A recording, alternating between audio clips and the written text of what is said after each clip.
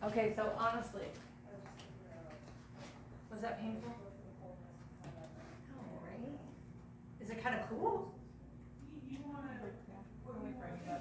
Right? And it's an art that we like don't do anymore.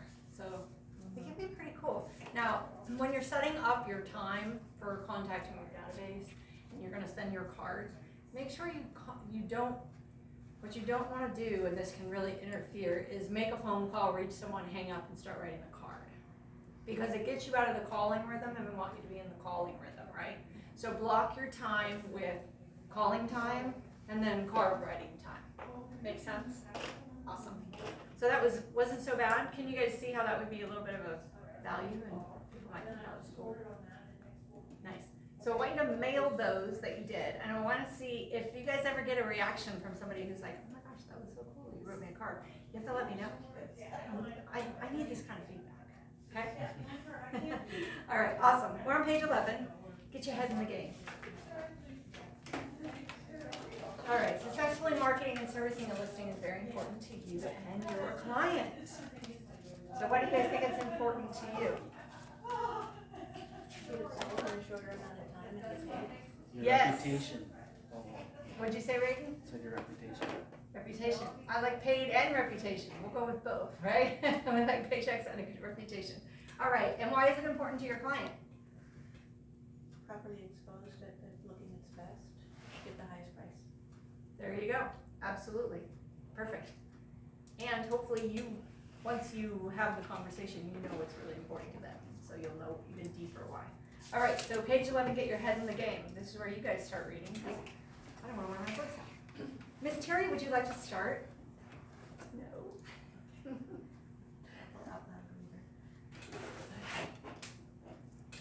Get your head in the game. So far, you have worked hard to find the business and get the appointments.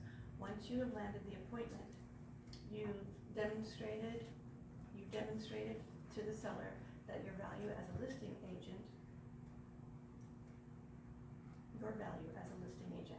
and they sign the listing agreement with you. Now what? It's time to act on what you promised your sellers in your listing presentation.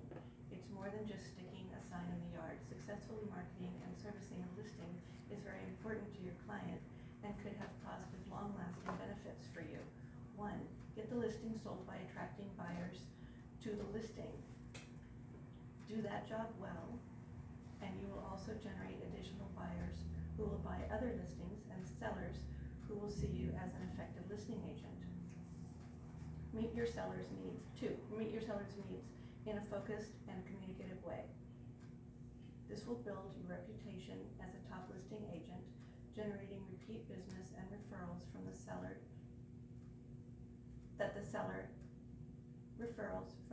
From that seller.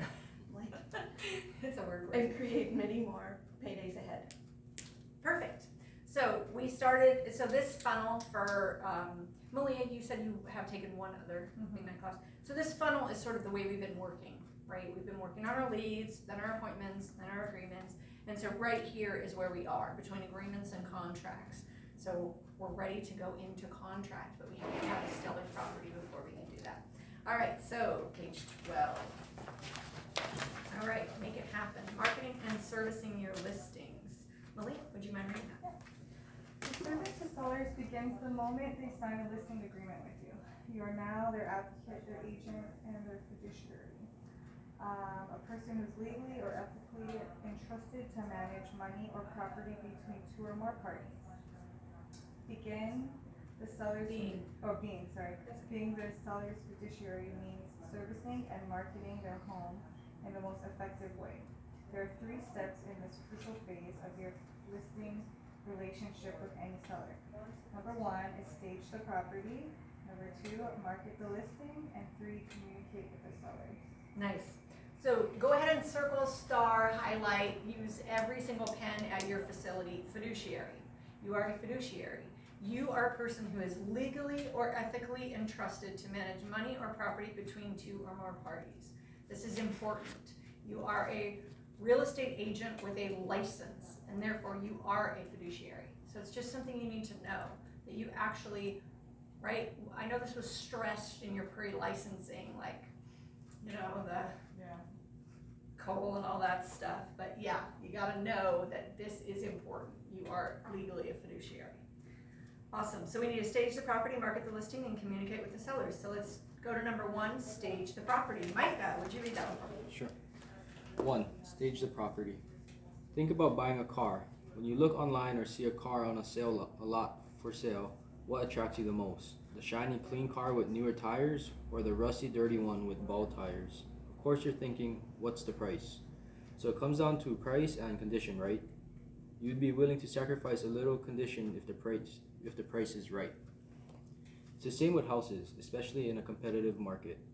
The homes in the best condition, priced properly, go quickly, and that's what you want for your sellers. Most owners know it is important to keep a home clean, bright, and free of clutter while it is on the market for sale. But sometimes taking the extra step to stage a home can make a difference in how a buyer values it. The price a seller might get for it, and how quickly it sells. Goals of staging: present the best face of the home, maximize the spaciousness of the home, allow buyers to envision themselves in the home instead of seeing the seller at every turn. Yes. Okay, what else? What else do you guys think is the reasons for staging, the goal for staging?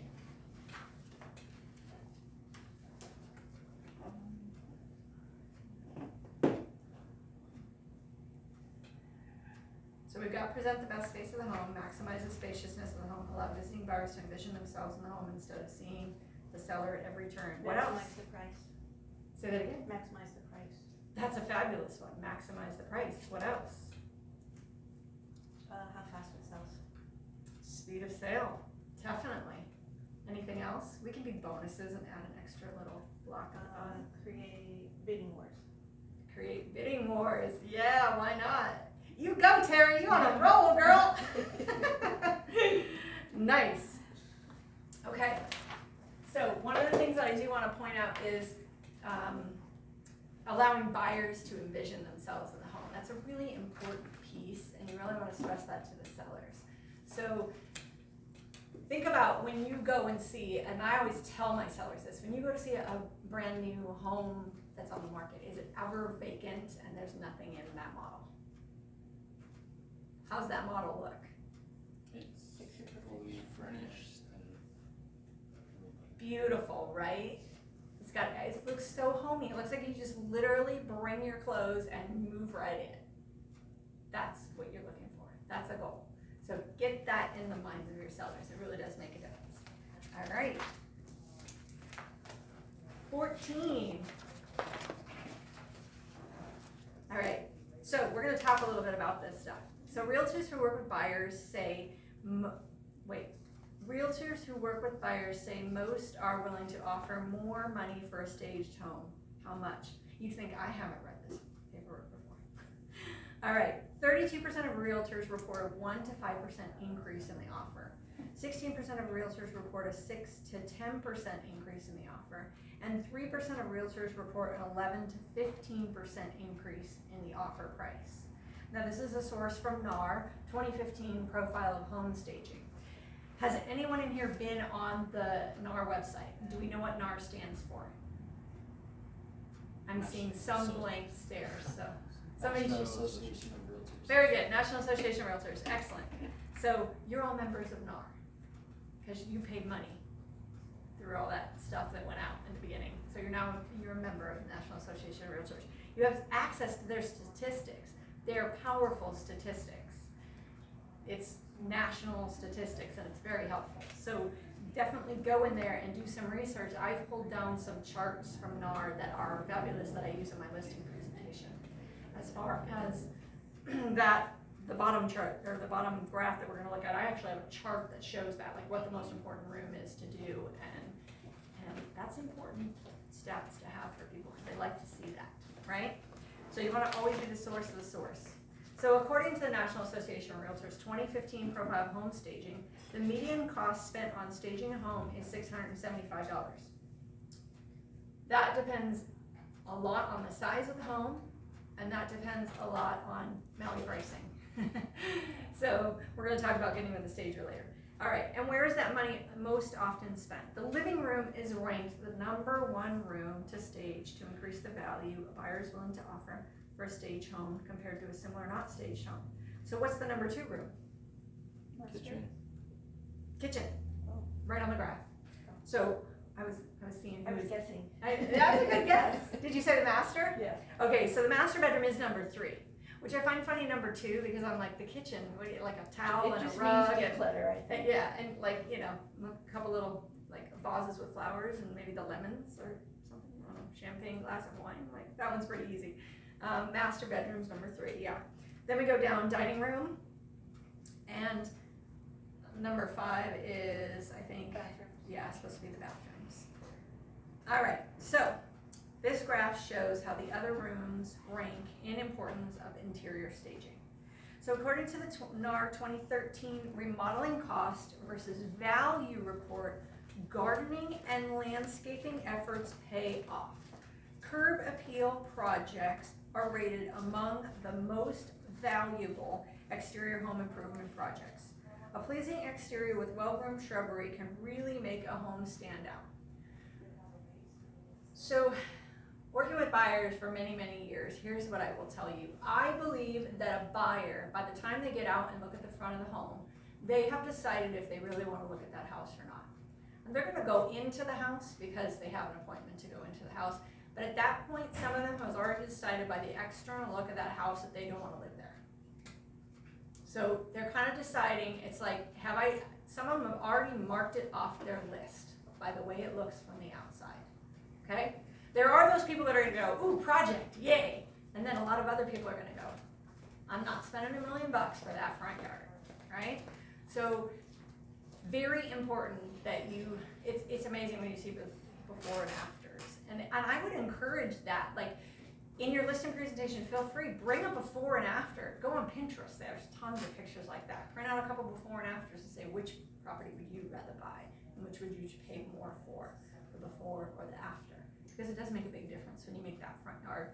I call it shine. I always use the word shine. We wanna make your property shine. We wanna make your exterior shine. I call it the shine. Polish it up, right? Make sense? Okay. The importance of staging. All right, although you've discuss staging in your listing consultation, when it comes to actually doing it, some sellers may show reluctance and raise objections. Stress how the home's appearance helps to achieve a quicker sale and higher price. Now, I want to talk to you guys about this. Do you think you discuss staging before or after you discuss what they want to list the property for?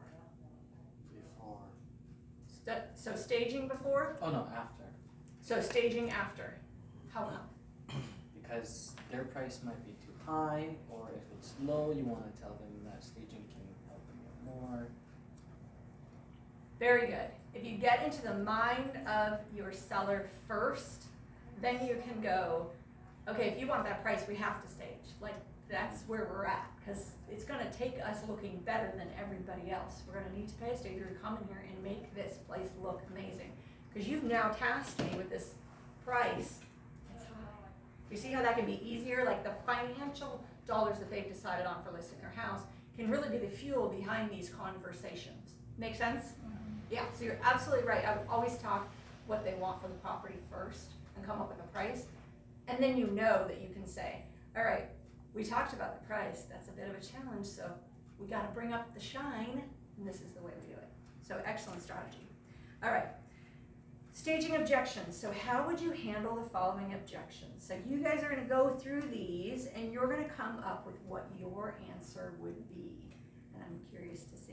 It says 15 minutes. It's 3 objections. I'm going to give you guys 10 because you're like stellar, and you're going to come up with handlers for this so quickly. All right, so the 3 objections, I don't see why this is so important. Do we really have to make this repair? And why can't we sell the house as is? Go.